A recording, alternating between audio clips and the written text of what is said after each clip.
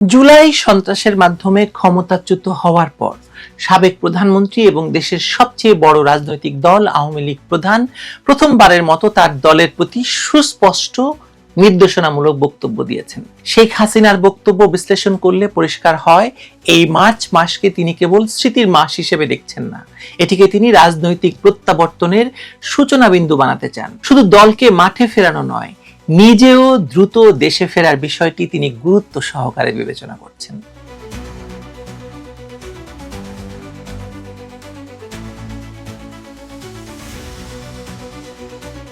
বাংলাদেশের রাজনীতির ইতিহাসে মার্চ মাস সবসময় এক বিশেষ আবেগের স্থান দখল করে থাকে। উত্তাল ৭১-এর স্মৃতি বিজড়িত এই মাসটি এবার ভিন্ন এক রাজনৈতিক প্রেক্ষাপটে আবির্ভূত হতে যাচ্ছে। ভারতে নির্বাসিত সাবেক প্রধানমন্ত্রী এবং আওয়ামী লীগ সভাপতি শেখ হাসিনা এই মার্চ মাসকে কেন্দ্র করেই তার দলের ঝিমিয়ে পড়া বা হতোদ্যম হয়ে পড়া নেতাকর্মীদের পুনরায় চাঙ্গা করার কৌশল গ্রহণ করেছেন। সম্প্রতি দলের নেতাকর্মীদের উদ্দেশ্যে দেওয়া এক দীর্ঘ বক্তব্যে উঠে এসেছে বর্তমান সরকার ব্যবস্থা, সদ্য অনুষ্ঠিত নির্বাচন, ডক্টর মোহাম্মদ ইউনূসের প্রতি তীব্র ভৎসনা এবং সর্বোপরি দলের অস্তিত্ব রক্ষায় রাজপথে নামার কঠোর নির্দেশনা। শেখ হাসিনার এই বক্তব্য এবং নির্দেশনার রাজনৈতিক এবং কৌশলগত দিকগুলো বিশ্লেষণ করলে দেখা যায়, তিনি মূলত ঐতিহাসিক দিবসগুলোকে ঢাল হিসেবে ব্যবহার করে আওয়ামী লীগকে পুনরায় মূলধারার রাজনীতিতে সক্রিয় করতে চাইছেন। শেখ হাসিনার নির্দেশনার মূল কেন্দ্রবিন্দুতে রয়েছে মার্চের তিনটি বিশেষ দিন: ৭ই মার্চ, ১৭ই মার্চ এবং ২৬শে মার্চ। তিনি স্পষ্ট ভাষায় নেতাকর্মীদের নির্দেশ দিয়েছেন, যাবতীয় বাধা বিপত্তি উপেক্ষা করে এই দিনগুলোতে গলি থেকে রাজপথ সর্বত্র সদল বলে নামতে হবে। এখানে তিনি একটি মনস্তাত্ত্বিক এবং আবেগের কার্ড খেলেছেন। ৭ই মার্চ বঙ্গবন্ধুর ঐতিহাসিক ভাষণের দিন, যা ইউনেস্কো কর্তৃক বিশ্ব প্রামাণ্য দলিলে স্থান পেয়েছে। ১৭ই মার্চ বঙ্গবন্ধুর জন্মদিন এবং ২৬শে মার্চ মহান স্বাধীনতা দিবস। গত বছর রাজনৈতিক পট পরিবর্তনের পর অন্তর্বর্তী সরকারের আমলে আওয়ামী লীগ এই দিবসগুলো পালন করতে গিয়ে বাধার সম্মুখীন হয়েছে। শুধু নয়, তাদেরকে রাস্তায় নামতে দেওয়া হয়নি। ধানমন্ডি ৩২ গুড়িয়ে দেওয়া হয়েছে। ধানমন্ডি ৩২-এর ঐতিহাসিক বাড়িটি, যা সংগ্রহশালা ছিল, সেটিকে গুড়িয়ে দেওয়া হয়েছে, পুড়িয়ে দেওয়া হয়েছে, ভেঙে ফেলা হয়েছে। সেখানে শ্রদ্ধা জানাতে যাওয়া মানুষদের হেনস্থার শিকার হতে হয়েছে, গ্রেপ্তার হতে হয়েছে। এই প্রেক্ষাপটে শেখ হাসিনা এবার নেতাকর্মীদের ডু অর ডাই অবস্থানে যাওয়ার ইঙ্গিত দিয়েছেন। তিনি বোঝাতে চাইছেন, জেলের ভয় বা মামলার ভয় দেখিয়ে স্বাধীনতা দিবসের মতো জাতীয় দিবস পালন থেকে কাউকে বিরত রাখা যায় না। এমনকি কারাগারেও বন্দীরা স্বাধীনতা দিবস পালন করেন। এই যুক্তি তুলে ধরে তিনি বর্তমান প্রশাসনের উপর নৈতিক চাপ সৃষ্টি করছেন। শেখ হাসিনার বক্তব্যে সদ্য অনুষ্ঠিত নির্বাচন, যেটি তার পতনের পর অনুষ্ঠিত হয়েছে, এই নির্বাচন নিয়ে তীব্র শ্লেষ এবং ক্ষোভ প্রকাশ করেছেন। তিনি দাবি করেছেন, ভোটাররা ভোট না দিলেও ৫৯% ভোট পড়ার যে পরিসংখ্যান দেখানো হচ্ছে, তা মূলত কারচুপির এক মহোৎসব। তার শাসনামলে ২০১৪, ২০১৮ এবং ২০২৪ সালের নির্বাচন নিয়ে যারা প্রশ্ন তুলতেন, তাদের উদ্দেশ্যে তিনি পাল্টা প্রশ্ন ছুড়ে দিয়েছেন। তার মতে, আগে অভিযোগ ছিল রাতের ভোটের, আর এখন দেখা যাচ্ছে সন্ধ্যার ভোট। তিনি নির্বাচন কমিশনের অদক্ষতা এবং প্রজ্ঞাপন সংশোধনের বিষয়টিকে কারচুপির প্রমাণ হিসেবে দাঁড় করাচ্ছেন। বিদেশিদের এনে নির্বাচন সুষ্ঠু দেখানোর প্রচেষ্টাকে তিনি নাটক হিসেবে অভিহিত করেছেন। একজন অভিজ্ঞ রাজনীতিক হিসেবে তিনি খুব ভালোভাবে জানেন, নির্বাচনের গ্রহণযোগ্যতা নিয়ে প্রশ্ন তোলা মানেই হচ্ছে বর্তমান প্রশাসনের বৈধতাকে চ্যালেঞ্জ করা। তাই তিনি পরিসংখ্যান এবং যুক্তি দিয়ে বোঝাতে চেয়েছেন যে তার সরকারের সময়ের চেয়ে বর্তমান সময়ের নির্বাচন ব্যবস্থা আরো ভয়াবহভাবে ভেঙে পড়েছে। তখন তো কেবলমাত্র নির্বাচনে গণতান্ত্রিক অধিকারের কারণেই অনেক দল অংশ নেয়নি, কিন্তু এবার তো তার দলকে নির্বাচনে অংশ নিতে দেওয়াই হয়নি, নিষিদ্ধ করে দেওয়া হয়েছে নির্বাহী আদেশে। বক্তব্যের একটি বড় অংশ জুড়ে ছিল নোবেল বিজয়ী ডক্টর মোহাম্মদ ইউনূস এবং বর্তমান প্রশাসনের প্রতি আক্রমণাত্মক মনোভাব। শেখ হাসিনা পরিসংখ্যান দিয়ে দাবি করেছেন যে তিনি যেখানে দারিদ্র্যের হার ১৮% এবং হতদরিদ্রের হার ৫% নামিয়ে এনেছিলেন, সেখানে বর্তমান সময়ে তা ৩০ থেকে ৪০% গিয়ে ঠেকেছে। তিনি অভিযোগ করেন, ডক্টর মোহাম্মদ ইউনূস ২০০৭ সাল থেকেই ষড়যন্ত্র করে আসছেন এবং ২০১১ সাল থেকে তাকে ক্ষমতাচ্যুত বা হত্যা করার চেষ্টা করেছেন, যা ২০২৪ সালে এসে সফল হয়েছে। তিনি প্রশ্ন তুলেছেন, ৫ কোটি মানুষকে তিনি নিম্নবিত্ত থেকে মধ্যবিত্তে উন্নীত করেছিলেন, আর এখন ৬ কোটি মানুষ দারিদ্র্য সীমার নিচে চলে গেছে।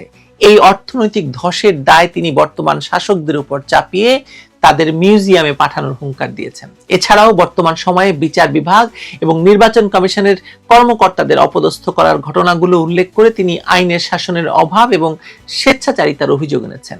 প্রধান বিচারপতির হাতে হাত করা বা নির্বাচন কমিশনারের গলায় জুতোর মালা পরানোর ঘটনাগুলোকে তিনি রাষ্ট্রযন্ত্র ভেঙে পড়ার হিসেবে দেখছেন। দলের নেতাকর্মীদের আইনি লড়াইয়ের জন্য প্রস্তুত থাকার নির্দেশ দিয়েছেন শেখ হাসিনা। যারা ঘরবাড়ি হারিয়েছেন, নির্যাতিত হয়েছেন, তাদের প্রত্যেককে মামলা করার পরামর্শ দিয়েছেন তিনি। থানা মামলা না নিলে অনলাইনে, কোর্টে বা রেজিস্ট্রি করে হলেও মামলার কাগজ হাতে রাখার কৌশল তিনি শিখিয়ে দিয়েছেন। এটি মূলত ভবিষ্যতের জন্য একটি ডকুমেন্টেশন বা নথিপত্র সংরক্ষণের কৌশল। তিনি বিশ্বাস করেন ক্ষমতার পালাবদল ইতিহাসের নিয়ম এবং এক সময়ে এই মামলাগুলোই হবে বিরোধীদের বিচারের হাতিয়ার। আল্লাহ একটা দিন দেবেই। মহান আল্লাহ তাআলার উপর আধ্যাত্মিক বিশ্বাস থেকে তিনি কর্মীদের মনোবল ধরে রাখার আহ্বান জানিয়েছেন। একই সঙ্গে তিনি ঘোষণা দিয়েছেন যে আওয়ামী লীগের উপর থেকে নিষেধাজ্ঞা তুলে নিতে হবে এবং বন্দীদের মুক্তি দিতে হবে। ইনডেমনিটি বা দায় মুক্তি দিয়ে অপরাধীদের রক্ষা করার যে সংস্কৃতি চালু হয়েছে তা প্রত্যাখ্যান করে অগ্নি সন্ত্রাসীদের বিচারের দাবিও জানিয়েছেন তিনি। সবচেয়ে তাৎপর্যপূর্ণ বিষয় হলো শেখ হাসিনার দেশে ফেরার প্রত্যয়। মৃত্যুদণ্ডের আদেশকে পরোয়া না করে তিনি সময় মতো দেশে ফিরে আসার ঘোষণা দিয়েছেন।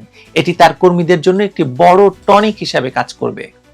দল যখন নেতৃত্ব শূন্যতায় ভুগছে এবং কর্মীরা যখন কেউ পলাতক, কেউ দেশ ছাড়া, কেউ আত্মগোপনে, তখন নেত্রীর এই ফিরে আসার প্রতিশ্রুতি তাদের মধ্যে নতুন সাহসের সঞ্চয় করবে, সন্দেহ নেই।